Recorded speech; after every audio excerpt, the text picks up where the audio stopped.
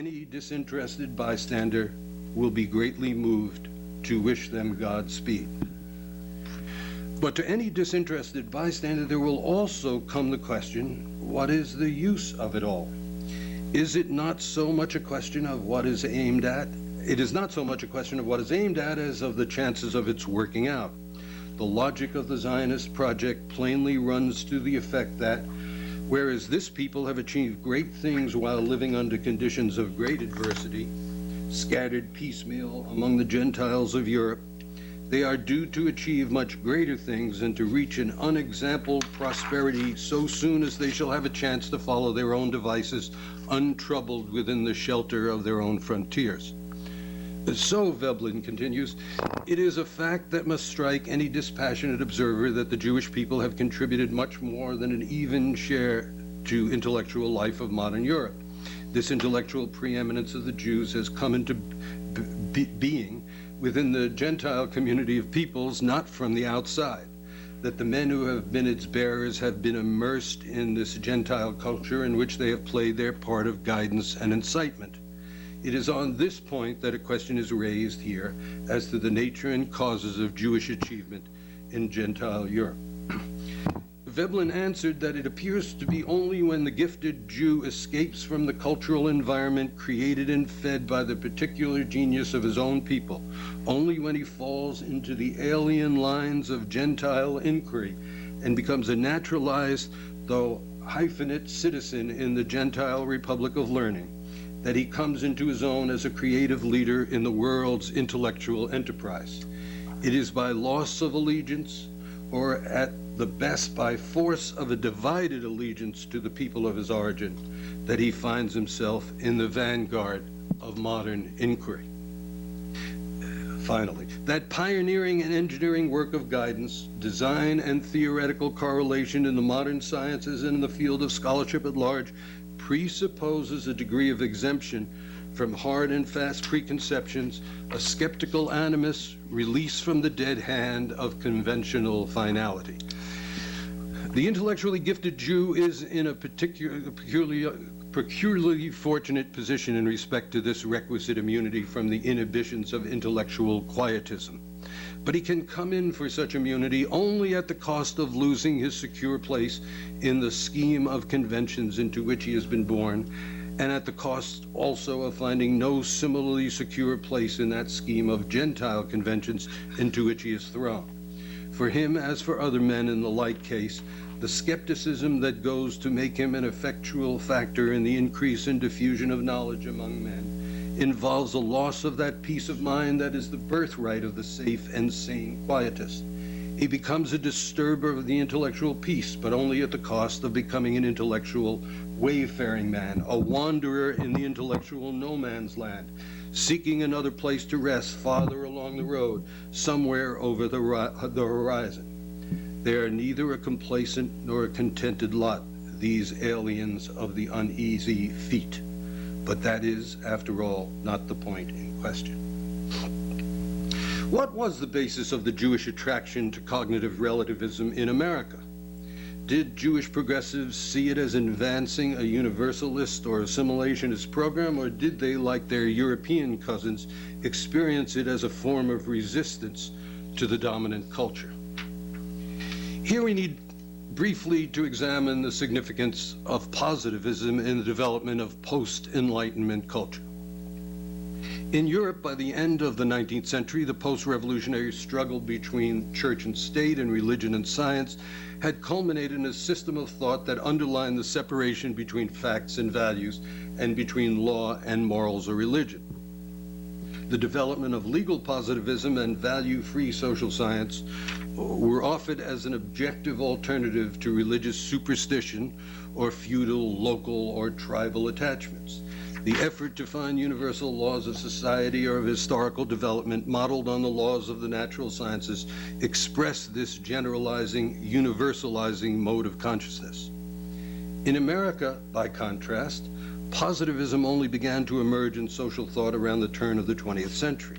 While religious establishment died a slow, non-revolutionary death during the half-century after the American Revolution, Protestant religious culture continued to exercise a powerful hold over American culture. Even secular American social thought remained highly moralistic due to the influence of the Scottish common sense philosophy as well as natural rights theory. The struggle between religion and Darwinism after 1870 also postponed the emergence of positivism, since if what survived under the survival of the fittest was also more evolved and therefore more valuable, then the is also contained its own ought.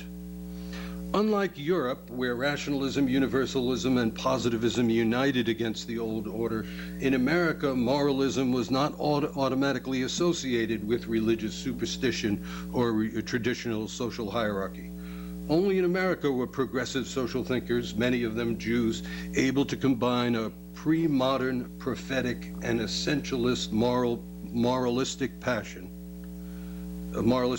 for social justice with a critical modernist sense of the socially constructed character of social categories and institutions. If they were cognitive relativists, they were certainly not moral relativists. Rather, by challenging the claim of social institutions to be neutral, natural, and necessary, they sought to underline, as Felix Kohn put it in 1931, quote, that all valuations of law are moral judgments, that the problem which the judge faces is, in the strictest sense, a moral problem, and that the law has no valid end or purpose other than the maintenance of the good life.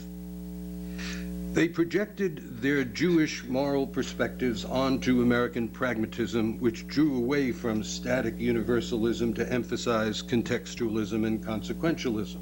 They frequently invoked Holmes's aphorism that general propositions do not decide concrete cases.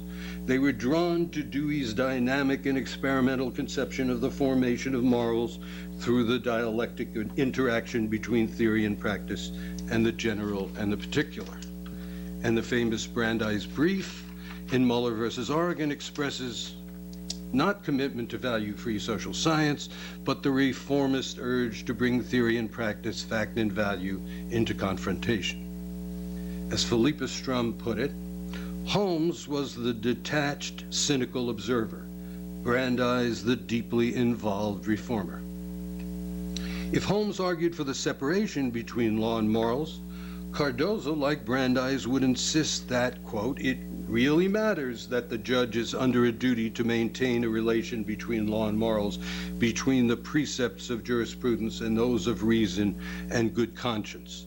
The constant insistence that morality and justice are not law has tended to breed distrust and contempt of law as something to which morality and justice are not merely alien but hostile. Not for us, the barren logogamy that dwells into the contrast between law and justice and forgets their deeper harmonies. Yet Cardozo could also proclaim the modernist slogan that law is not found but made, because, quote, everywhere there is growing emphasis on the analogy between the function of the judge and the function of the legislator. The force which in our day and generation is becoming the greatest influence of them all is the power of social justice, Cardozo concluded.